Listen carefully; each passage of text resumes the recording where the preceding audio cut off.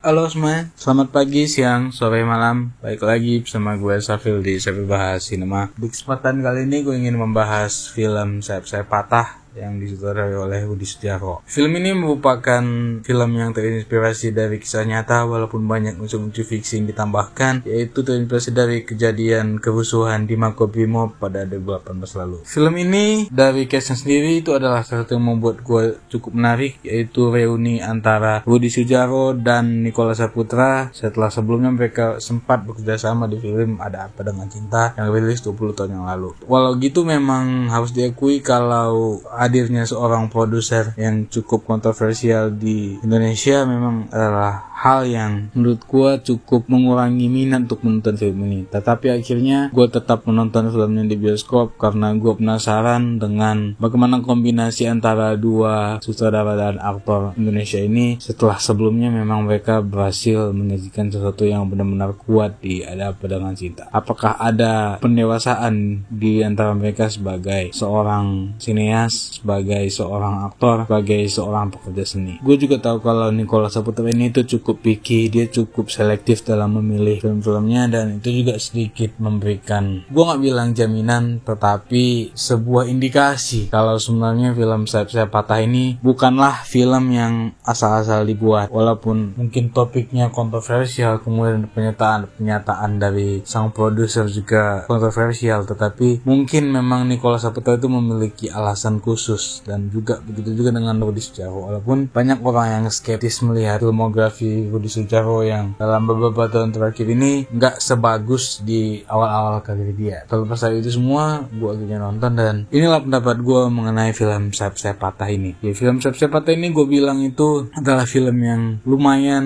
oke, masih dapat dinikmati. Walaupun dari poster kemudian dari jualan trailernya itu menjual mengenai film romance, tetapi sebenarnya film ini nggak murni romance amat. Masih ada unsur thrilling, kemudian sedikit action, terutama di babak ketiganya. Di babak ketiganya itu banyak banget adegan yang dibuat seintens mungkin dengan kombinasi acting para pemainnya juga yang memang sudah sangat bagus ya. Misalnya Nicholas Saputra, kita udah tahu gimana kemampuan acting dia. Pemain-pemain yang lain juga bermain dengan sangat baik seperti Arya Wahab, kemudian Nugi, kemudian Poppy Sofia, dan yang paling epic di antara semuanya itu adalah Iwa K yang kita kenal sebagai seorang rapper, seorang musisi, itu bisa bermain dengan sangat baik sebagai seorang aktor di film ini. Hal yang cukup mengejutkan ya untuk film ini, sesuatu yang nggak disangka-sangka gitu lah. Iwa K berhasil menyajikan karakter yang sebenarnya kalau tidak disajikan dengan bagus gitu akan terasa ofensif dan menyudutkan satu pihak. Tetapi di sini Rudi Sudjarwo berhasil mentreatment karakternya Iwa K supaya nggak terlalu menyudutkan satu belah pihak. Nggak sempurna, tetapi tetap hasil menyentuh sisi-sisi humanis yang ingin disampaikan oleh film ini. Film ini memiliki tujuan yang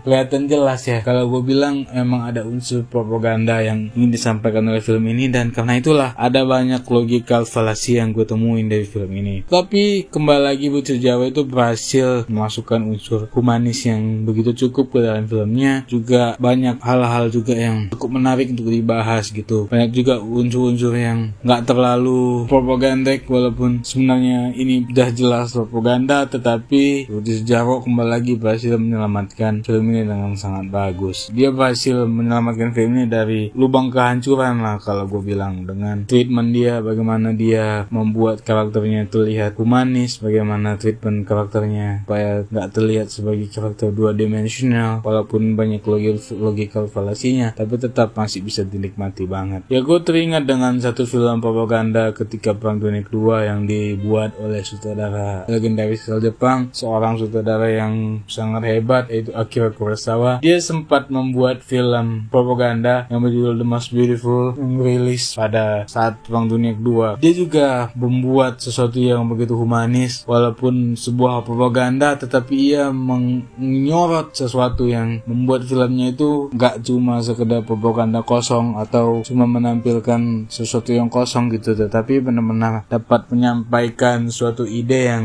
bisa diterima oleh oleh khalayak, walaupun khalayak tersebut terkesan anti gitu, tapi itu kalau ditelaah bisa diterima idenya. Itulah juga yang disodorkan oleh Budi Sudjarwo di sini. Dia berhasil membuat sebuah film yang kalaupun disebut propaganda, gua akan tetap menyebut propaganda, tetapi disajikan dengan begitu humanis. Pesan-pesannya masih dibilang nggak terlalu menggurui banget lah, walaupun kembali lagi ada beberapa hal lah yang bisa dipertanyakan. Gue udah berulang-ulang kali lah bilang soal hal ini. Untuk dari segi teknisnya sendiri ya cukup layak, udah bisa lah di bioskop. Walaupun dari teknis gak banyak hal yang benar-benar bisa dipuji-puji banget ya. Sinematografinya ya standar, sound juga standar aja gitu, editingnya juga standar aja, dan banyak yang kurang menyukai lah soal editingnya gitu. Tapi kalau gue sendiri bilang ya standar-standar aja sih. Gue gak muji-muji banget, gue gak menjelek-jelekan banget soal di sini, karena memang film ini juga gimana sih, budgetnya juga biasa-biasa aja palingan, bukan film-film blockbuster gitu yang benar-benar memiliki budget yang luar biasa. Dan dengan budget yang simple, dengan cara penyampaian yang simple, itu film ini udah sangat mampu lah untuk bisa mencapai standar tayang di bioskop. Kalau dibandingkan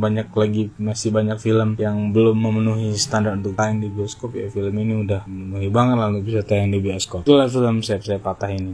Kesimpulannya bagi gue, film Sayap-Sayap Patah ini masihlah film yang cukup menarik, film yang gue bilang cukup layak tonton lah kalau kalian sedang mencari tontonan. Dan di bioskop sebenarnya sekarang ada sih banyak film-film yang menarik, tapi kalau kalian mencari sajian lokal selain mungkin Pengabdi Setan yang juga masih tayang, atau Ivana juga masih tayang di bioskop, ada 12 Bulan Anggara, Sayap-Sayap Patah, menurut gue semua film-film lokal yang lagi ditayang di bioskop bisa ditonton semua, tergantung kalian ingin mencari tontonan seperti apa gitu. Kalau kalian cuma ingin mencari film romance yang ringan menyenangkan, bisa nonton 12 Bulan Anggara. Kalau ingin mencari film horor ya Pengabdi Setan 2 atau Ivana. Kalau kalian ingin mencari film yang ada romance-nya kemudian ada action dikit-dikit, ya bisa nonton Sayap-Sayap Patah ini ya. Tergantung kalian lah mau mencari tontonan yang seperti apa, karena ini nggak hancur banget lah kayak filmnya Garin misalnya, Sepeda Presiden yang tayang tahun lalu itu benar-benar hancur banget. Dan uniknya di film itu juga ada Ariel Tatum. Gue nggak tahu sih, gue menyayangkan juga Ariel Tatum di film Sepeda Presiden itu, kenapa dia bisa ada di sini. Karakter Ariel Tatum cukup ditreatment dengan sangat baik, nggak diseksualize banget seperti di film-filmnya yang lain. Dan gue cukup menghormati Budi Sudjarwo lah yang bisa nggak terlalu menseksualize-nya Ariel Tatum seperti misalnya sine-sine selain yang seringkali membuat Ariel Tatum ini cuma sebagai objek pemuas lelaki doang, kayak ya di Sepeda Presiden yang